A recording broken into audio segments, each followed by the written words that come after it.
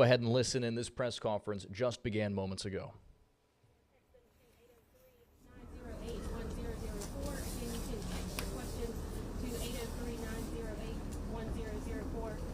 Secretary, I'll turn it over to you, please. All right.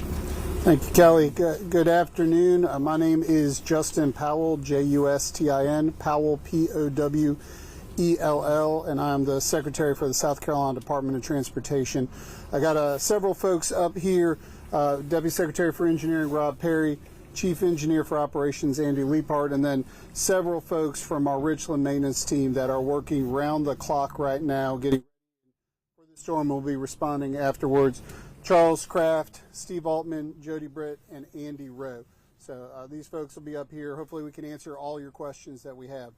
So obviously we have begun operations, have been continuing operations from Winter Storm Fern.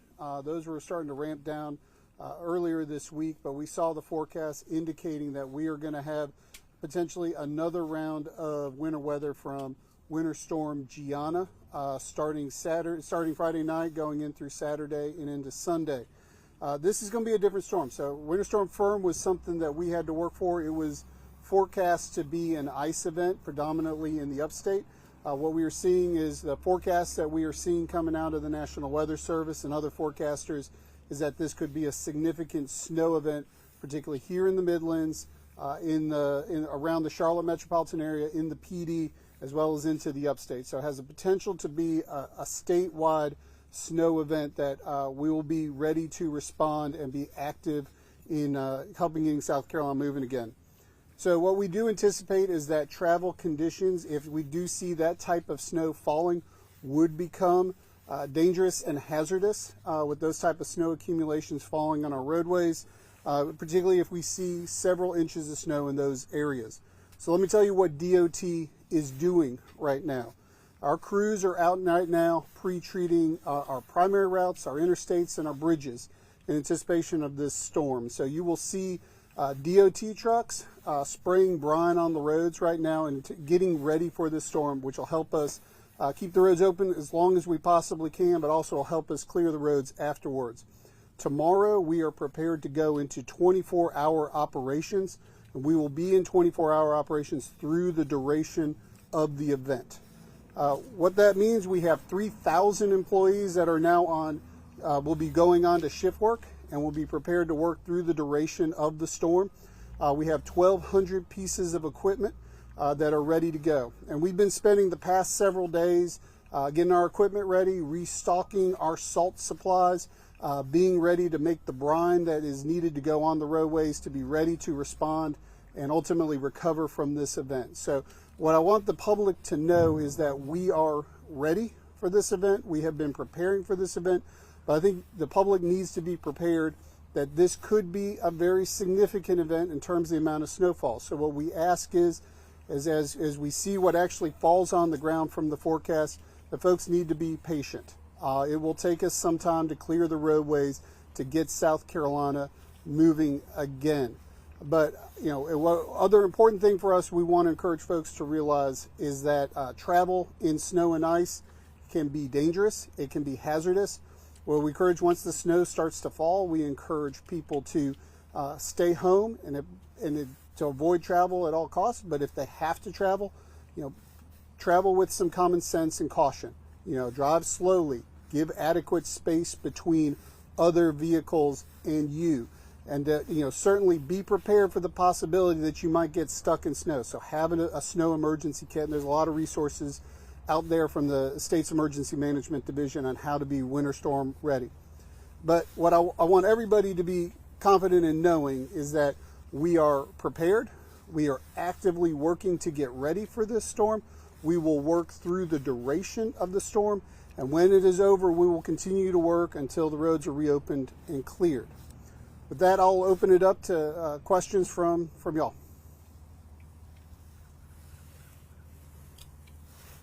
Hi, are there any specific roadways in Richland County that people should be mindful of that might take the longest when it comes to this weather? So let me just kind of talk about our order of not only how we pre-treat, but then when we actually start clearing the roadways. We'll be focused first on our interstates. So that'll be I-20, I-26, I-77, Those will be the first priority, and then we'll start moving into what we call our primary routes. So the US 1s, the US 378s, focusing on those first. The last of what we will treat will be those secondary roads, those neighborhood streets. So we focus on where the traffic is, but we focus on those highest priority routes first.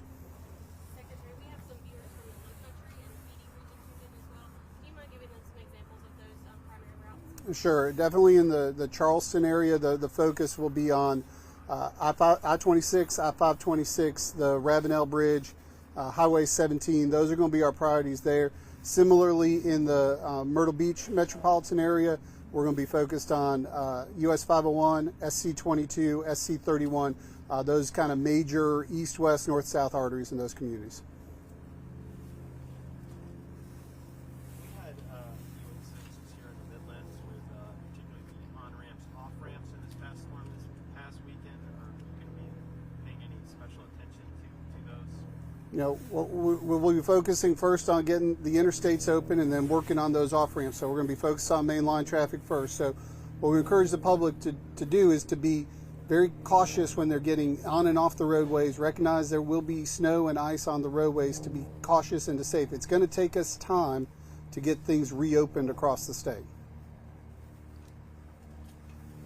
Hi, how much time do you think it'll take you to get the highways back open after the snow stops falling? You know, if I could predict how much snow would fall, I would tell you I probably would be in the business that we're in right now. So what I would say is it really will depend upon how much actually falls, where it falls, and the time it takes. So I would say is what we will be focused on is getting out there immediately, working through our priorities and addressing it. But until we actually see what falls on the ground, it's hard for us to say exact timelines. And for plows, how many plows do you guys have, and how many inches of snow do you guys need to actually have to be able to plow the snow off the roads?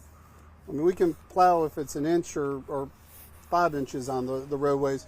We have about 1,200 pieces of equipment, and that's in plows, that's in spreaders, in terms of brine trucks. So we will be basically deploying every piece of equipment that we can put out to use. We'll be putting it out on the roadways. You know, even that motor grader out there might be put into service as well for us. Do you have a threshold for canceling flights? You know, how much snow needs to fall before you start doing that? So we don't have aviation, so I would have to defer to the airports. When do you guys start spreading the brine? So that started this morning, so we're already out there. So what would encourage people is you're going to see our brine trucks, particularly on our interstates and on major highways across the state. You know, encourage you all to give space to them so you don't get sprayed in the process, but also allow us to do our operations safely and protect the employees. You know, we've got 3,000 employees that have been working round the clock for this one. Will be the third storm weekend that they've worked a storm. So they are working hard on behalf of the people of South Carolina. And Sarah, are there any tips that you could give to viewers as far as how to prepare their vehicles maybe while being on these roadways if they do have to, you know, travel? I mean, obviously, you know, check your fuel, check your tires, make sure that you have equipment for de-icing, a scraper, things like that. One thing I would encourage folks to do is we have our 511 SC app. You can find that on the Google as well as the Apple stores. That gives you real-time traffic information on what's going on across the state. It also has the traffic cameras, so you can rely upon that and have a lot of information at your hands. Secretary, from ABC 15, can you speak a little bit to how SCDOT makes the decision to close roads in a winter storm event? You know, it's going to be based on what's actually on the ground at that point in time. What we're going to be focused on is trying to maintain those major routes as long as we possibly can. And now, what are you guys doing to keep yourself safe while you guys are out there doing that work? You know, we do a safety talk every time we get our folks out there.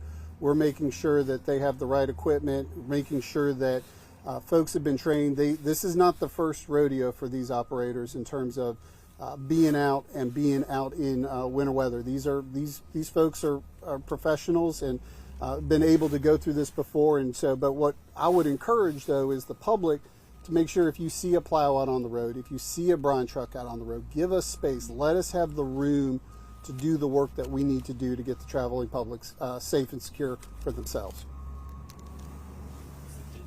Biggest difference in preparation from last week to this week, talking ice to snow, what So I think the biggest difference, obviously, we were doing a lot of the same paces that we did on this event in terms of pre-treating the roads, having folks ready to go. I think the bigger concern we had during the last event was the possibility of trees and debris falling on the roadways. So we had made preparations for that. With this being more of a snow event, we think that it's more of getting the accumulation off the road is going to be the biggest challenge. Any more advice that you could give those drivers out there not used to these conditions? Well, I think it's kind of two things. One, be safe, be smart, be able to give distance, be able to recognize your braking is going to be slower and that you need more distance to do it, that you may slide in that process. But at the end of the day, staying off the roads is probably the best advice I can give folks when it really starts coming down in terms of the snow.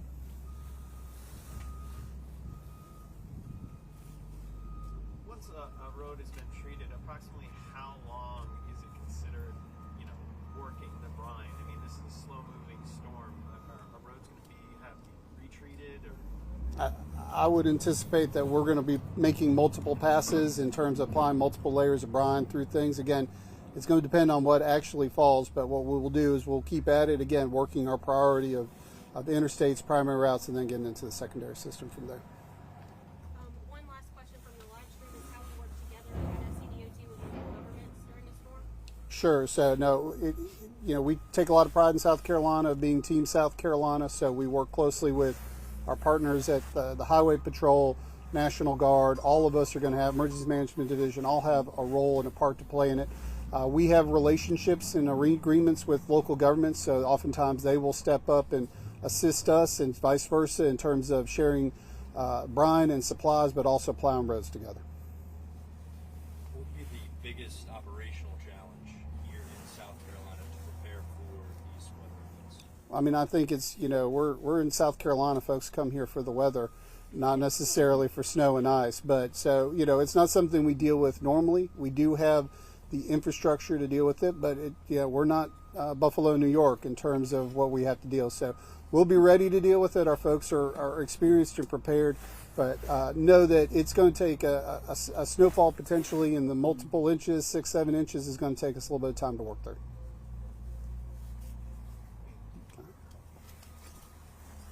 So the brine and the salt can be kind of hard on the roads, as we know, and it's important though to have it there to make sure that we can all drive on them.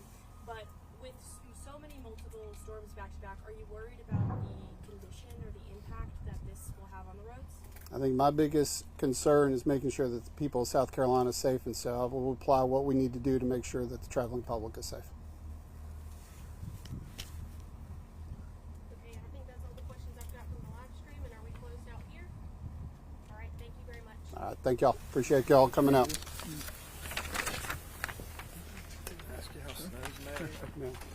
You look good. Appreciate it. Thank you. Well, you just heard from officials with the South Carolina Department of Transportation talking about the incoming winter storm expected to hit parts of the southeast, including the coastal empire and low country. There is certainly a potential for snow. It increases as you go north of I-16. It's something our meteorologists have been tracking. Saturday looks like the potentially snowy day here in Georgia and South Carolina. And, during that briefing, we heard just a handful of things from SCDOT officials talking about how they're, preparing for the incoming potential for snow. Really, the whole press conference boiled down to two things. Number one, be prepared. Make sure you've got things in your home. Make sure you've got things in your car. If you do end up being snowed in or aren't able to hit the roads, just always plan ahead. Make sure you've got whatever you may need to keep you and your family safe during a severe winter storm potentially. And number two, just be careful when driving, or don't drive at all is what one of the things the SCDOT officials said. Again, we do expect, the snow could stick around potentially, since temperatures are going to stay cold on Sunday, which certainly creates the increased risk for potential ice on the roads and dangerous driving conditions. If you do have to hit the roads, drive slowly, increase your braking distance, don't tailgate anybody. Things like that, just, be extra careful if we do end up seeing snow, which, again, is looking very probable, essentially, especially again north of I-16, Saturday afternoon, Saturday evening. So that's something our meteorologists are continuing to track. We are going to have extended coverage throughout the day on Saturday right here on WTOC Plus as we follow this winter storm. And you can always check the WTOC website and the WTOC weather app for the latest as well.